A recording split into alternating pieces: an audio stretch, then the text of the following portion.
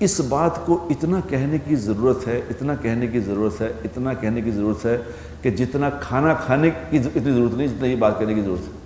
ہمارے عبدالوہاب صاحب رحمۃ اللہ علیہ ہوتے تھے، وہ اسی کو ہی بولتے رہتے تھے، ایک ہی بات، اللہ سے ہوتا ہے، اللہ کے غیر سے نہیں ہوتا۔ اللہ تو کبھی کبھی ہم سوچتے ہیں کہ یار یہ ایک ہی بات کہی جاتی ہے، کیا چکر ہے، یہ ایک ہی بات کرتے رہتے ہیں۔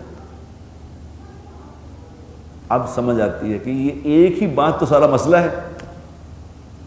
اس کا اگر یقین بن جائے، دیکھو جس کا یقین اللہ پہ بن جائے گا میرے دوستو، پھر اس کا زندگی گزارنے کا سٹائل بتائے گا کہ اس کا یقین بنا ہوا کہ نہیں بنا ہوا۔ خالی یہ نہیں کہ جی میں، ویسے سارے کہتے ہیں، کسی کو پوچھ کے دیکھو کہ رازق کون ہے، اپنے ایمان سے بتاؤ، کسی کو پوچھ کے دیکھو رازق کون ہے، کیا کہے گا کوئی کہے گا کہ انڈیا ہے یا امریکہ ہے یا فرانس ہے، سب کہیں گے رازق تو اللہ ہے۔ تو اس کی دلیل کیا ہے؟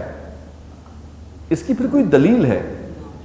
جس کا یقین اللہ پہ ہے کہ رازق اللہ ہے، میرے دوستو وہ زندگی میں کسی کو دھوکہ نہیں دے سکے گا، وہ جھوٹ بول کے مال نہیں بیچ سکے گا، وہ لوگوں کو ذلیل نہیں کرتا پھرے گا کہ میں یوں اپنے پیارے کا نہیں کرتا پھرے گا، میں یوں کر لوں گا، میں یوں کر لوں گا۔